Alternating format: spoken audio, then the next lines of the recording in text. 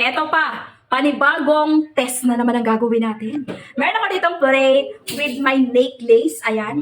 Walang naman akong ano-ano yan. Pero guys, magmi-mixture ako dito sa harapan nyo mismo. Actually guys, lagi natin ito ginagawa pero hindi ko binibidyo. Ngayon ko lang bibidyoin para ma-prove ko sa inyo na talagang pure stainless steel yan. Tapos meron ako ditong baking soda. Ayan, maglalagay ako ng small amount ng baking soda here.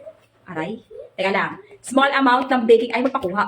Okay, small amount ng baking soda.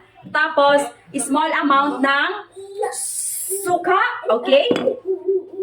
Ayan talaga, ganyan talaga ako maglinis ng mga jewelry ko. Pero ito guys, ilalagay ko yung link ng necklace na to kasi pure stainless steel talaga to. Small amount lang ng suka. Ay, napadami. Uy, umuusok-usok pa. Uy, nausok-usok pa. Tapos, small amount ng dishwashing liquid. May dumaan. Okay. Small amount ng dishwashing liquid. Hala, tingnan mo yung appearance. Lalong mag-shine. Asan na yung kakat? Eto pa, maglalagay pa ako ng small amount ng Sunrocks. Wait lang ha, standby lang muna. Standby lang muna.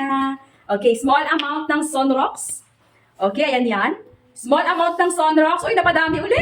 Ay, grabe, napadami. Sige lang. Oh, okay, ilalapit ko lang yung camera sa inyo para makita niyo yung mismong appearance ng necklace natin. Standby lang. Ay, grabe, uy.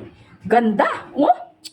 Guys, ganito lang ako maglinis ng mga stainless steel natin. Yung mga sinasabi natin dito, mga necklace natin na mga stainless steel talaga. Konting baking soda, suka, Sunrocks at saka liquid, dishwashing liquid. Ito yung appearance niya mga bebs ko. Hindi na ako magka-cut, dadaling ko kayo sa aking kusina. Okay, huhugasan natin yan. O, hindi ko na siya ibababad ng matagal. Okay na yan. Teka dong, wait lang. Ang layo ng kusina ko. Okay. Ayan, babanlawan ko lang siya ng konti. Ayan na yan mga bebs, hindi na ako magka-cut. Okay, ayan yan. Hoy, ganda oh. Grabe. Ayan yung pinaka-necklace natin mga bebs ko. Eto guys, araw-araw ko ginagamit, siniswimming, nililigo, inuhugas ko to. Guys, pag nagdadagat ako, hindi ko rin siya tinatanggal. Malawan ko na. Basta nababad lang siya ng konti, okay na yon. Pero, tinan nyo naman, nag-shine pa rin siya. O, diba? O, maglalagay ako ng link sa baba nito ha. Ayan na yun siya. Hoy, yung plate natin. Tapos, syempre, pupunasan ko. Pakita ko lang din ulit.